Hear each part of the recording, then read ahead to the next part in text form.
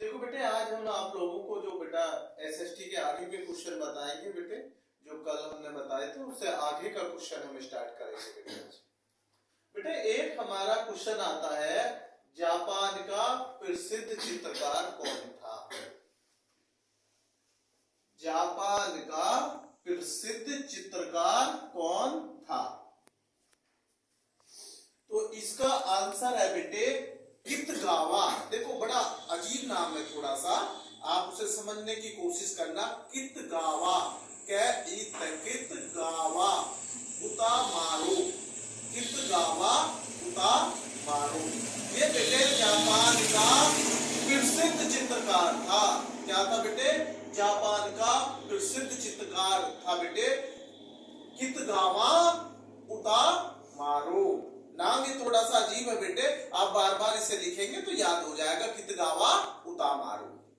ठीक है बेटे, ये कौन था बेटे? हमारा जापान का प्रसिद्ध चित्रकार था बेटे। अगला क्वेश्चन है बेटे, जापान की सबसे प्राचीन मुद्रित पुस्तक थी। ये भी क्वेश्चन हमारा काफी बार पेपरों में मैंने देखा है।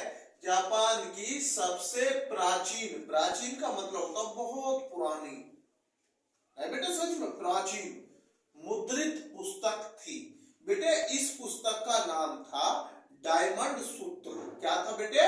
डायमंड सूत्र। मैं लिख दे रहा हूं बेटे, यहां पे लिख दे रहा हूं डायमंड, डायमंड सूत्र बेटे, डायमंड सूत्र ऐसे लिख देंगे, डायमंड सूत्र। ये है बेटे इसका आंसर, डायमंड सूत्र बेटे। ये जापान की सबसे प्राचीन मुद्रित पुस्तक थी डायमंड सूत्र।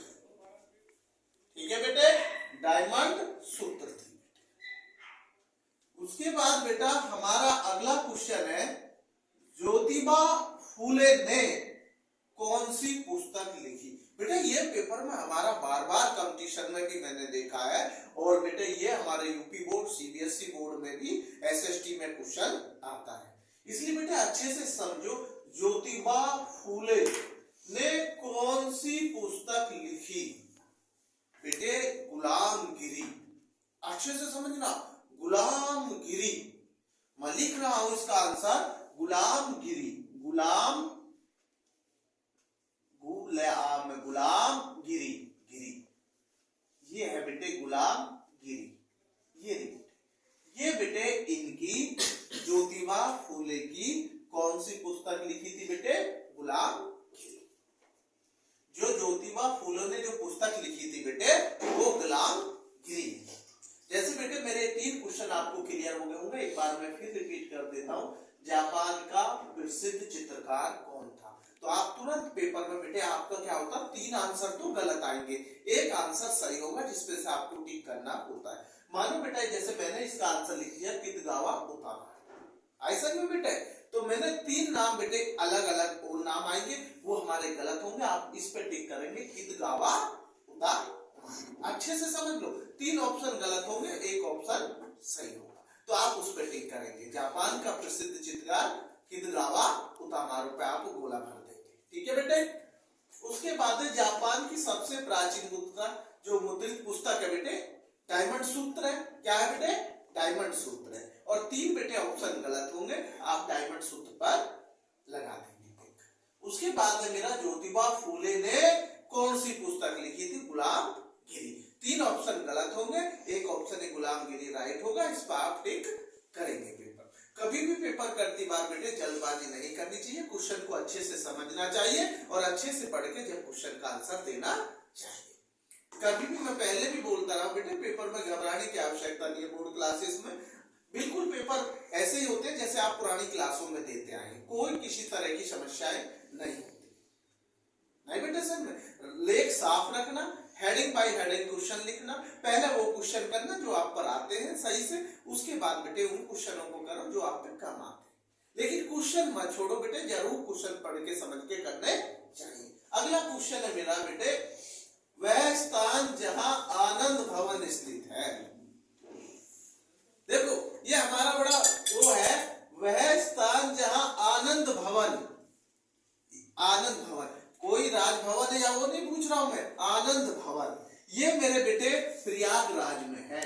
प्रयागराज का पहले नाम था इलाहाबाद, आज है बेटे उसका नाम प्रयागराज। ये मैंने लिख दिया बेटे, ये है मेरा बेटे प्रयागराज।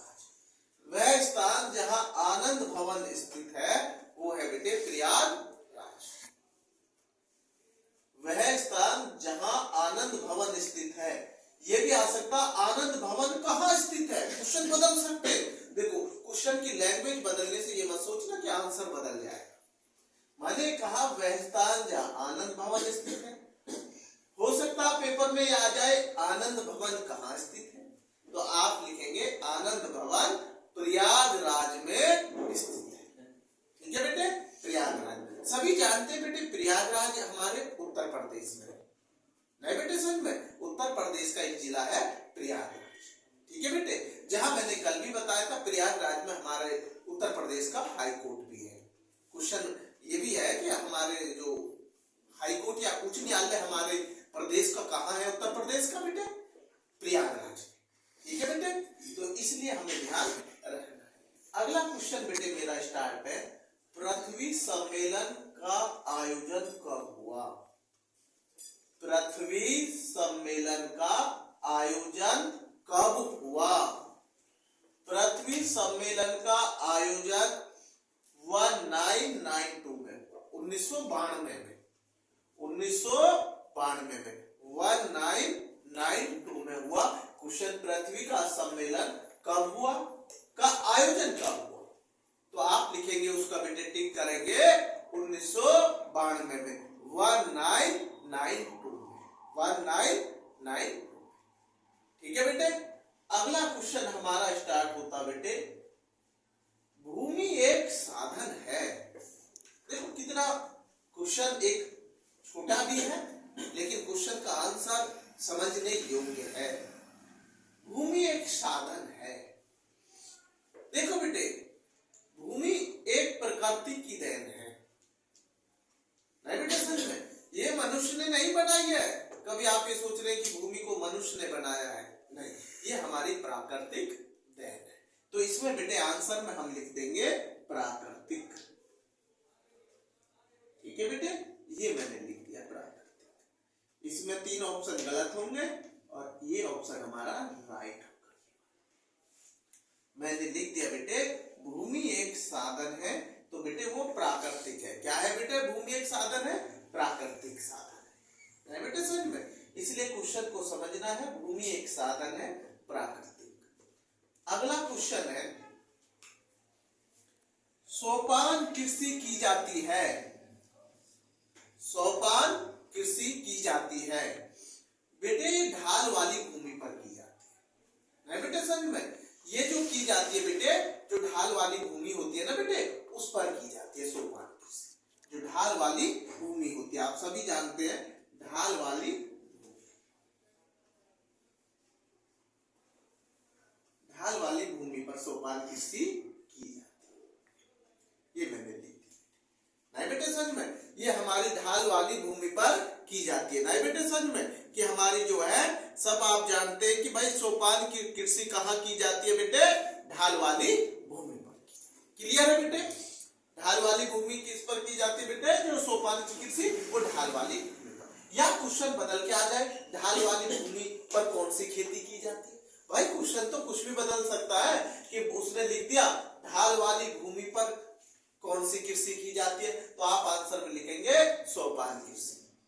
बेटे हर क्वेश्चन के लिए आपको तैयार रहना, कोई सा भी क्वेश्चन आ जाए तो उसका आंसर आपको सही प्रकार से देना है। सोपान कृषि की जाती है ढाल वाली भूमि पर। कौन सी भूमि पर बेटे, ढाल वाली भूमि। उसके बाद है बेटे, चाय की खेती के लिए कौन सी मिट्टी सबसे उपयुक्त होती है।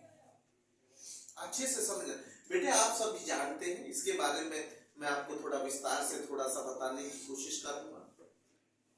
क्वेश्चन ये हो सकता है, चाय की पैदावार सबसे ज्यादा भारत के किस राज्य में होती है। ये क्वेश्चन ये भी आपको लिखना पड़ेगा, अगर क्वेश्चन पेपर में आ जाए, भारत के किस राज्य में सबसे ज्यादा चाय का उत्पादन होता है, तो बेटे चाय का उत्पादन सबसे ज्यादा असम में होता है। बेटे असम की चाय विदेशों में भी बहुत प्रसिद्ध है। नहीं बेटे समझ में, ये नहीं है कि हमारे भारत में ही बेटे चाय असम की प्रसिद्ध है, नहीं, विदेशों में भी हमारी चाय असम की बहुत ही प्रसिद्ध है, बहुत पसंद किया जाता है हमारी असम की चाय। एक क्वेश्चन है बेटे हमारा जो क्वेश्चन ये था, चाय की खेती के लिए कौन सी मिट्टी सबसे उपयुक्त है? लैटराइट मिट्टी, लैटराइट मिट्टी, ये रहा बेटे मैंने यहाँ पे मैंने मिट्टी लिख दिया, ठीक है बेटे, लैटराइट मिट्टी, लैटराइट मिट्टी, लैटराइट मिट्टी, ये लिखते हैं बेटे, लैटराइट मिट्टी। ये बेटे मैंने इसका आंसर दे दिया यहाँ पे, ये कि चाय की खेती के लिए कौन सी मिट्टी सबसे उपयुक्त होती है बेटे? लैटेराइट मिट्टी होती है। जैसे हमने आपको बताया था कपास के लिए सबसे ज्यादा उपयुक्त मिट्टी होती है, तो वो काली मिट्टी बताई थी बेटे, क्या बताई थी? काली मिट्टी। ऐसे बेटे चाय की खेती के लिए कौन सी मिट्टी सबसे अच्छी मानी जाती है? तो लैटेराइट मिट्टी मानी जाती है। इसका मतलब असम में सबसे ज्यादा ये लैटेराइट मिट्टी होती है, जब तो वहां की चाय सबसे ज्यादा प्रसिद्ध है बेटे, नहीं बेटा समझ में। उसके बाद बेटा हमारा क्वेश्चन जो है, मैं इसको बेटे मिटा देता हूं, अब आपने कर लिया होगा।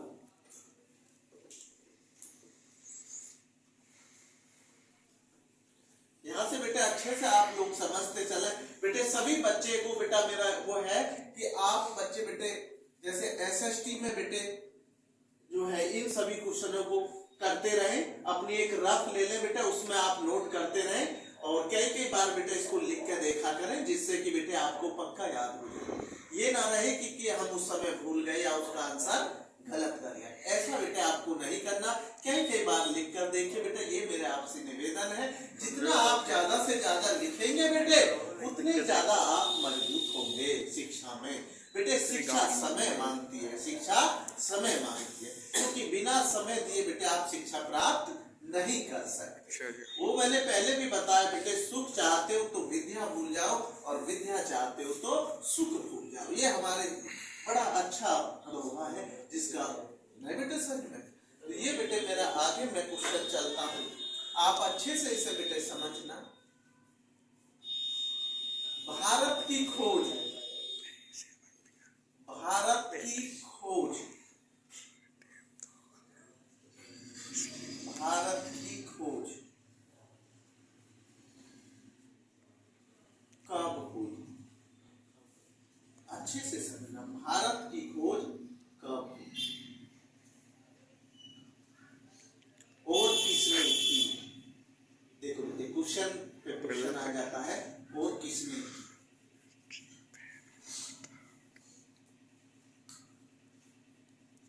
पहले क्वेश्चन कितने थे हमारे बेटे? आज 8 थे ना, तो उसमें मैंने 9 डाल दिया, ठीक है बेटे, किसने की। हम इसे आसानी से करेंगे बेटे, समझा के करेंगे। भारत की खोज कब हुई? सबसे पहला पॉइंट, भारत की खोज बेटे 1498 में। ये बेटे हमारे भारत की खोज 1498, जिसे हम बोल सकते हैं 1498। बेटे समझ में, भारत की खोज कब हुई बेटे? 14। अब क्वेश्चन यहां तक तो हो गया, कब हुई और किसने की। तो बेटे 2 क्वेश्चन पढ़ सकते हैं ऑप्शन में। अगर आपको केवल इतना है भारत की खोज कब हुई ऑप्शन में, तो आप इस पे टिक करेंगे। 3 आपकी गलत होंगे सन और 1 बेटे राइट होगी, तो आप किस में कोना भरेंगे? 1498, ठीक है बेटे।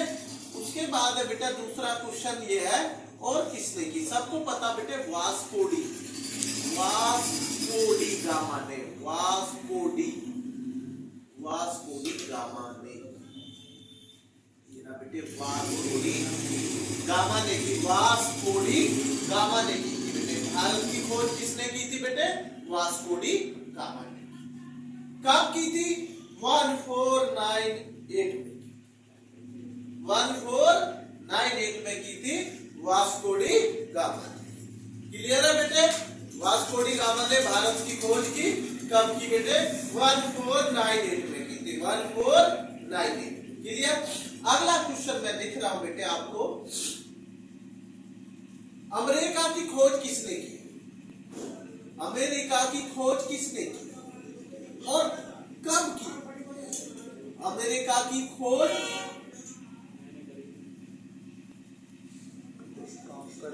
कब हुई? कब हुई और किसने की?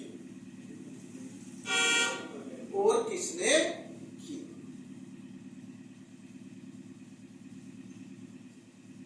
किसने? ये मेरा क्वेश्चन है बेटे, आप अच्छे से समझ लीजिए। अमेरिका की खोज कब हुई और किसने की?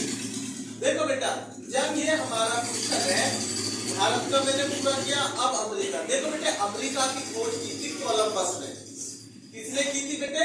कोलंबस ने की। कब की? 1492। भारत से पहले अमेरिका की खोज हुई है। ये क्वेश्चन में कहूं तो 6 साल अमेरिका बड़ा है भारत से। 6 साल पहले पैदा हुआ है भारत से अमेरिका, ये कह सकता हूं इसके अनुसार जो खोज हुई है, खोज के अनुसार। क्योंकि भारत की खोज 1498 में हुई है और अमेरिका की खोज 1492 में हुई है। 1492 में।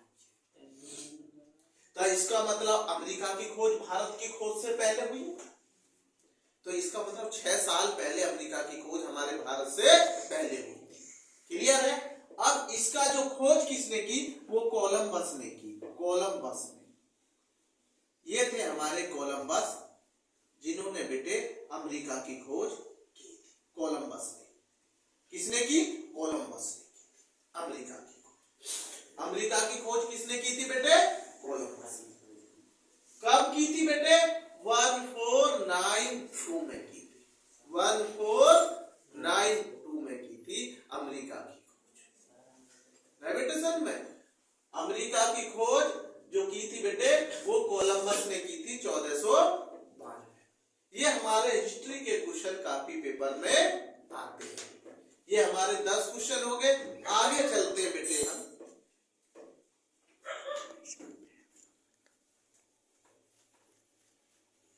यहां से बेटे हमारा क्वेश्चन आगे का और बढ़ते हैं हम एसएसटी में बेटे।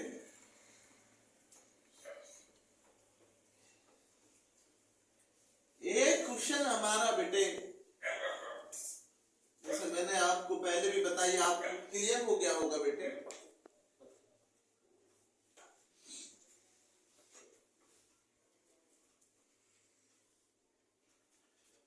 देखो बेटे, हमारे देश का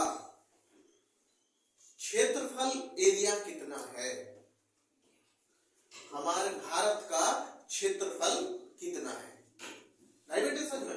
भारत का क्षेत्रफल, भारत का क्षेत्रफल कितना है?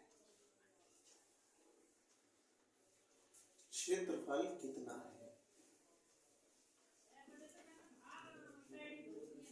3287,263 वर्ग किलोमीटर है। वर्ग किलोमीटर,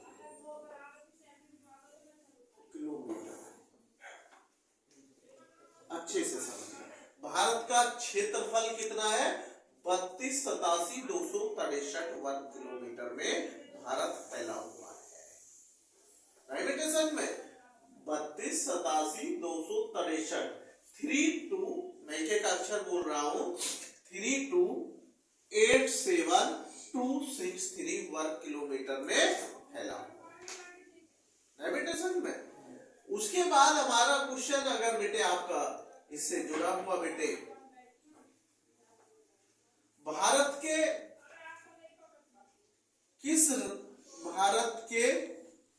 किस राज्य में, भारत के किस राज्य में सबसे ज्यादा जिले हैं? सबसे ज्यादा जिले हैं। भारत के किस राज्य में, ऐसा बेटे, किस राज्य में सबसे ज्यादा जिले हैं?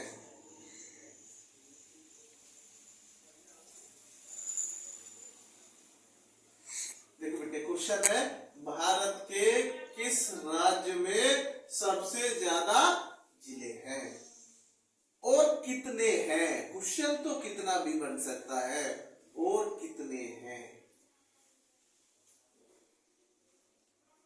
या कितनी संख्या है, ये भी हम बातें की। तो बेटे, भारत के किस राज्य में सबसे ज्यादा है? बेटे, आप सभी जानते हैं और इसका आंसर बड़ा अच्छे से है, उत्तर प्रदेश। उत्तर प्रदेश, यूपी बोलते हैं जिसे, क्या बोलते हैं बेटे? यूपी। यूपी, ये उत्तर प्रदेश। भारत के, आपको सबको पता है, क्वेश्चन आप भी बना सकते हैं बेटे, जनसंख्या में भी प्रथम स्थान है उत्तर प्रदेश का भारत के अंदर। अगर आपसे क्वेश्चन पूछ लिया जाए सबसे ज्यादा जनसंख्या किस राज्य में है, तो बेटे उत्तर प्रदेश में है बेटे। सच में उत्तर प्रदेश में भारत के सबसे ज्यादा जनसंख्या है। लेकिन बेटे, अगर क्षेत्रफल की दृष्टि से पूछ लिया जाए कौन सा राज्य बड़ा है, तो बेटे राजस्थान है।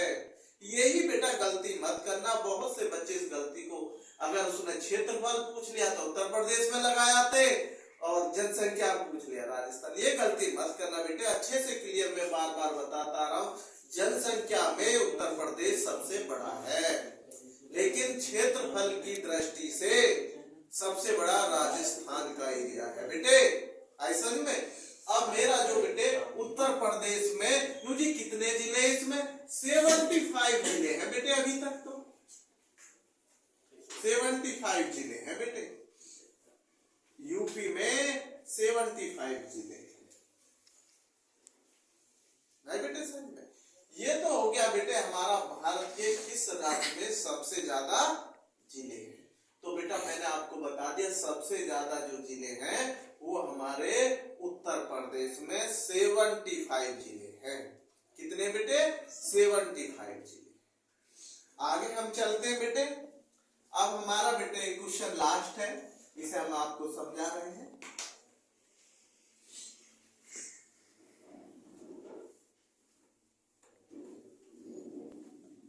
देखो बेटा, आज का हमारा ये लास्ट क्वेश्चन है बेटे।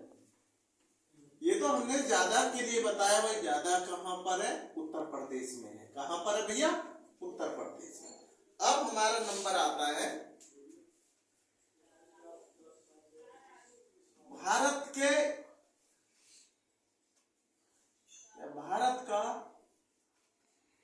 के किस राज्य में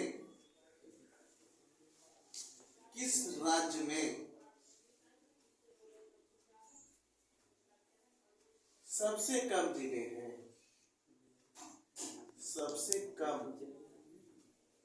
सबसे कम जिले हैं।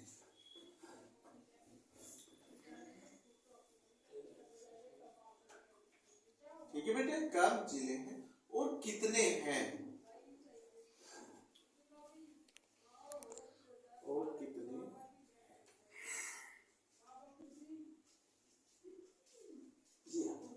भारत के किस राज्य में सबसे कम जिले हैं और कितने? देखो बेटे, आंसर मैं लिख रहा हूं। देखो बेटे, भारत के किस राज्य में सबसे कम जिले हैं और कितने? तो बेटे गोवा है। क्या है बेटे? गोवा। ये लिख दिया बेटे मैंने, इसका आंसर गोवा।